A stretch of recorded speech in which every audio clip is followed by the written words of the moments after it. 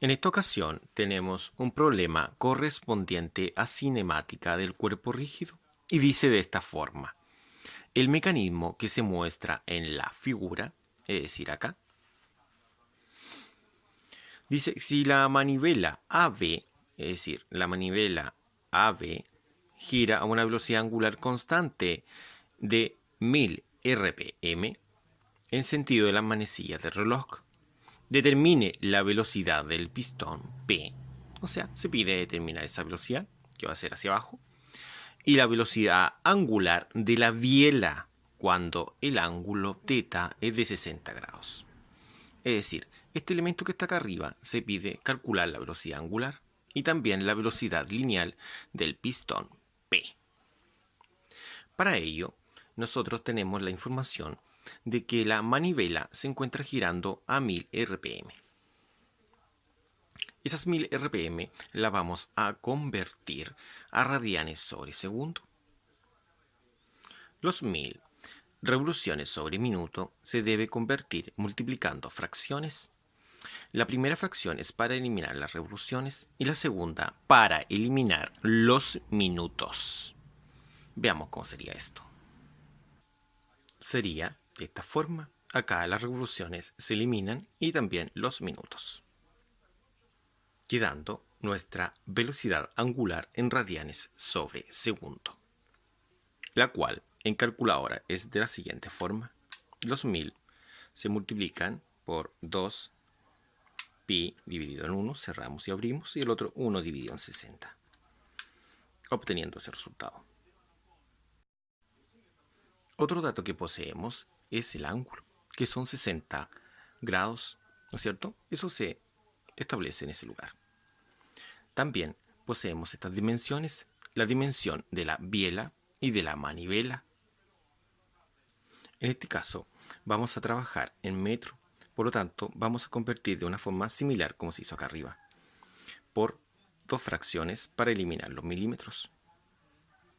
Sería de esta forma que se muestra acá, donde se pueden eliminar los milímetros, quedando en sí los siguientes valores que se muestran acá.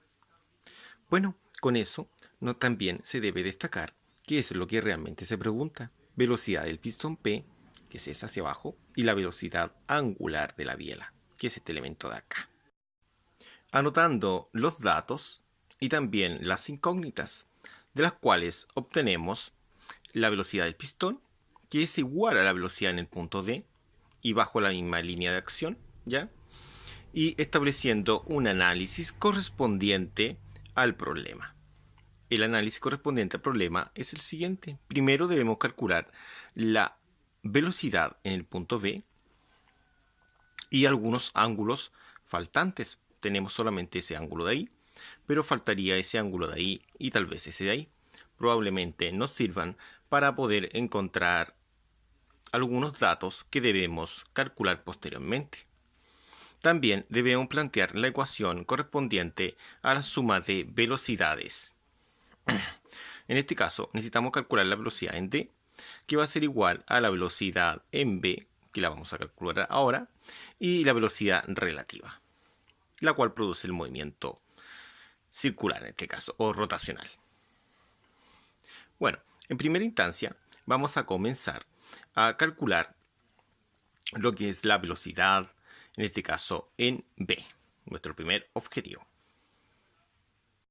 Para calcular lo que es la velocidad B, es decir, la velocidad en este punto, necesitamos multiplicar la angular, ¿no es cierto?, la angular del elemento por el radio, es decir, el segmento AB. Eso nace a través de la siguiente fórmula que está acá, que dice que velocidad tangencial es la angular por el radio. Entonces, la velocidad en B va a obtenerse de la siguiente forma. Vamos a reemplazar esta cantidad, que es la angular, donde aparece esa simbología, y vamos a reemplazar este valor numérico que está acá, donde aparece la simbología AB. De acuerdo a lo anterior, en este sector se anotará ese valor, lo reemplazaremos ahí, y en este otro sector, este otro valor. Lo anotaremos ahí. Al realizar la multiplicación, obtendremos lo que es la velocidad de b, es decir, esta velocidad. Y esa velocidad es de 7.854 metros sobre segundo. También la anotamos acá para obtenerla como dato. Otro dato que necesitamos son los ángulos faltantes. Bueno, acá tenemos un triángulo realizado en relación a la figura que está en la parte superior, ¿ya? Y los ángulos faltantes está dado de esta forma. Se forma un triangulito, ¿no es cierto?, con tres vértices, A, B, D. Los ángulos son alfa, beta y delta, ¿ya? Entonces los lados son el lado de la manivela, el lado de la biela, ¿no es cierto?, que son 0.075 y 0.2. Al aplicar el teorema del seno, que es de ahí, pero en este caso no tiene la variable d, entonces la reemplazaremos por d y por gamma, una de estas fracciones. Entonces nos va a quedar de la siguiente forma. Como el seno, en este caso el ángulo alfa, poseemos a, delta no poseemos y poseemos d. Entonces delta sería la incógnita en este caso. Alfa vale 60. Se reemplaza ahí donde está la letra alfa. A vale 0,2 y D vale 0.075. Entonces, al realizar el cambio donde corresponda, va a quedar de la siguiente forma. Y ahora en esta ocasión se podría despejar nuestro ángulo. Por lo tanto, el 0.075 pasaría multiplicando. Es decir, va a quedar lo siguiente. Va a quedar el 0.075 por el seno de 60, ¿no es cierto? Y esto dividido en 0.2. Eso va a ser igual al seno de delta. Vamos a dejar acá delta, que es la incógnita, que es ese ángulo que necesitamos calcular. Entonces, ese seno pasa hacia el otro lado de su forma inversa, que en esta ocasión sería seno elevado a la menos 1 de todo lo que tenemos acá, que sería 0.075 por seno de 60. Todo esto dividido en 0.2. Y al cerrar, obtendríamos el valor de delta.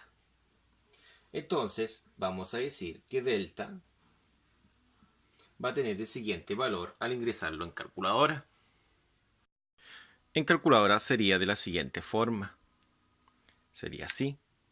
Sería shift sin, ¿no es cierto?, de 0.075 por seno de 66. Y eso dividido en 0.2. Y obtenemos el siguiente ángulo, ¿ya?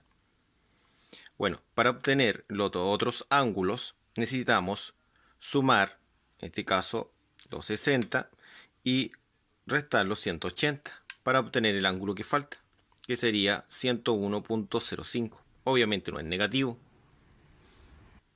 De esa forma, anotamos el resultado y lo anotamos acá en el triángulo los otros valores de los otros ángulos obtenidos recientemente.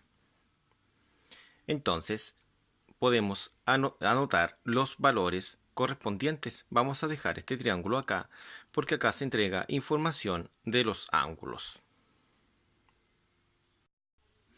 Bueno, la ecuación correspondiente a la suma vectorial de las velocidades quedaría así, que la velocidad en d es hacia abajo, va a ser igual a la velocidad en b, hacia acá, ¿no es cierto?, más la velocidad relativa. Se entiende que este elemento que está ahí se va a rotar así.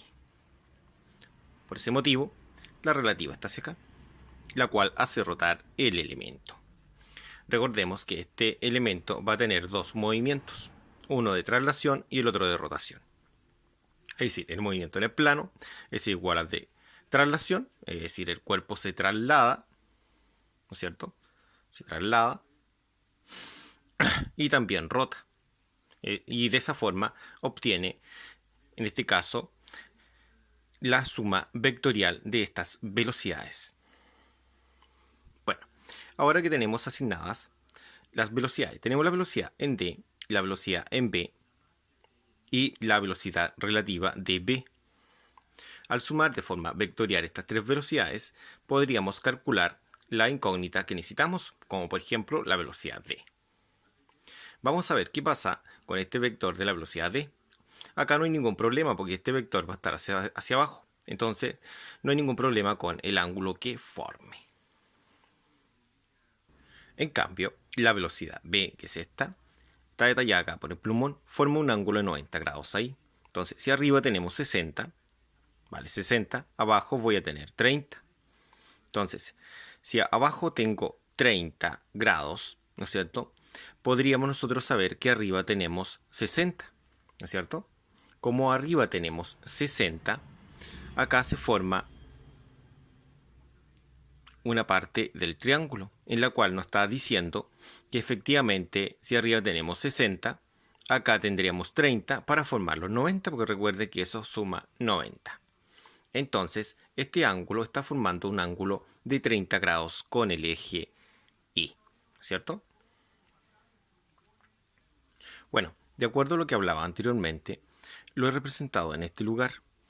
Acá tenemos los 30 grados de acá abajo, formando el ángulo de 90, que sería esa parte, 60 y 30. 60 más 30 son los 90 que forma, en este caso, el vector correspondiente a la velocidad B. ¿Ya?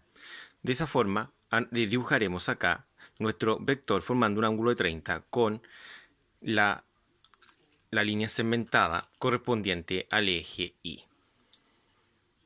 Así quedaría nuestra representación gráfica de este vector. Ahora solamente falta el vector, el rojo que está acá, ¿ya? Ese vector veremos cuánto es lo que mide su ángulo, ¿ya? Para entender un poco mejor, hemos realizado esta figurita acá, que corresponde a la biela, ¿ya? La biela, en relación a la biela, ahí sale la velocidad relativa. Pero según este triangulito de acá, ese ángulo formado ahí entre esa vertical y la biela es de 18.95. Ahí están los 18.95. Pero entre la velocidad y la biela es 90. Entonces, como tenemos 18.95 de 90, lo que faltaría sería el ángulo que buscamos, el que está adyacente al eje vertical, que para este caso sería 71.05. Realizaremos el monito acá abajo. De esa forma se ha realizado el monito y tenemos los tres vectores con sus direcciones correspondientes. Por lo tanto, podemos realizar la suma vectorial. Bueno, ahora lo que debemos realizar es sumar estos vectores, es decir, S más S más S. Para sumarlos, vamos a realizarlo de la siguiente forma. Primero, el vector de la velocidad relativa, que forma un ángulo de 71.05 con la vertical.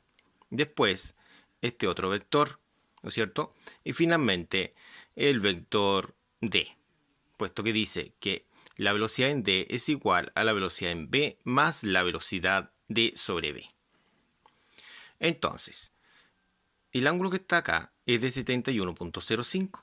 Eso se debe a que forma este ángulo con la vertical. En cambio, este vector de color verde forma un ángulo de 30 grados acá. ¿Por qué? Porque con la vertical forma 30 ahí. Y con la vertical hacia arriba también forma estos 30 de acá, que son esos de ahí. Siempre que se forme esta especie de Z, ese ángulo que está ahí se repite acá. ¿Ya? En cambio, este no forma ángulo alguno, ¿no es cierto? Entonces no hay que calcular mucho. Pero teniendo los 30 más ese ángulo de ahí, lo que falte van a ser los 180, que serían 78.95 grados. Bueno, ahora nosotros calcularemos lo que es la velocidad D. Ese fue el objetivo de realizar esta suma vectorial de velocidades. Para poder calcular, vamos a decir que el seno de beta partido en B es igual al seno de gamma partido en C. En esta ocasión, nosotros tendríamos lo siguiente, que el seno de beta partido en b, ¿no es cierto?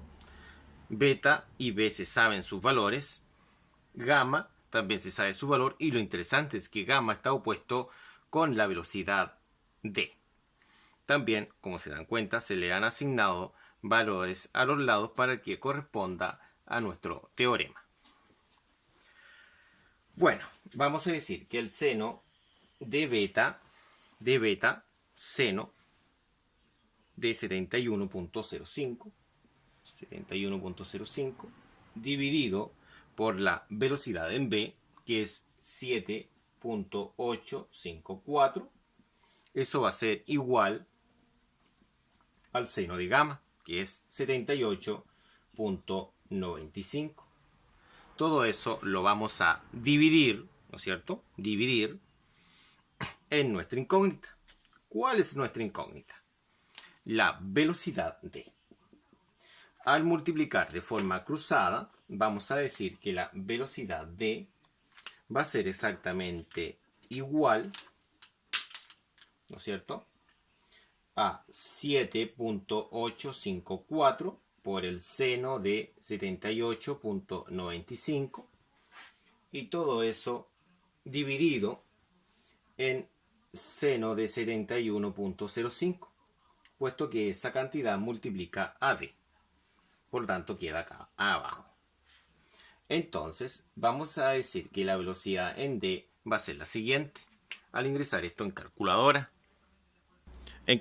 sería la siguiente forma: 7.854 por el sen de 78.95. Esa cantidad la vamos a dividir en sen de 71, dice, ¿no es cierto? 71, no 74.05, lo cual dará el siguiente resultado. Ya, 8.15. De esa forma obtenemos la solución de la incógnita, de la primera incógnita sería en este caso, ¿no es cierto?, que es la velocidad d, que es la velocidad del pistón hacia abajo. Bueno, acá debemos calcular lo que es la velocidad angular PD, es decir, la velocidad angular de la biela. Para calcular la velocidad angular de la biela necesitamos saber la velocidad relativa, es decir, d sobre b. Entonces, ¿dónde está d sobre b? d sobre b está acá, por eso hemos colocado el seno de alfa partido en a. Y vamos a ocupar el seno de beta partido en b porque son un ángulo y un lado conocido, solamente por eso. ¿Ya? Entonces, vamos a trabajar de la siguiente forma. Seno de alfa, ¿dónde está alfa? Alfa, 30, dividido, en este caso, por a. Pero a es el vector, ¿no es cierto?, correspondiente a la velocidad relativa, que necesitamos calcularla para obtener la angular, ¿no es cierto?, la angular. Ahora, acá sería el seno de beta, que vale 71.05, y esto dividido por 7.854, ¿no es cierto?, que es este valor de este lado del triángulo. Ahora, al multiplicar cruzado, va a quedar lo siguiente. Va a quedar que la velocidad relativa, que es la que buscamos, va a ser igual a los 7.854 por el seno de 30. Y todo esto lo vamos a dividir por el seno de 71.05. De esa forma obtenemos esta velocidad al ingresarla en calculadora. En calculadora sería de la siguiente forma. Sería 7.854 por sin de 30. Eso lo dividimos, ¿no es cierto?, en sin, ahí está, es sin, que es seno, ¿no es cierto?, de 71.05. Y de esa forma obtenemos el siguiente valor, que es 4.15. Como pueden visualizar ustedes. Una vez que hemos obtenido la velocidad relativa d sobre b, que es 4.15, como lo vimos recién, podremos calcular la velocidad angular. Esto se hace de una forma muy simple. Esta distancia, ¿no es cierto?, que es el radio, y de hecho esa fórmula aparece de la velocidad tangencial, ¿no es cierto?, va a pasar dividiendo. quedando lo siguiente, quedando que la velocidad d sobre bd, ¿no es cierto?, va a ser la angular BD, y al valorizar va a ser 4.15 dividido en BD, que son 0.2. De esa forma nos da la velocidad angular. Entonces la velocidad angular, en este caso, correspondiente a ese elemento, es de 20.75 radianes sobre segundo. La encerramos, ¿no es cierto?, como un resultado final, y sería el resultado de acá, 20.75 radianes sobre segundo. Bueno, muchas gracias por su atención y hemos terminado.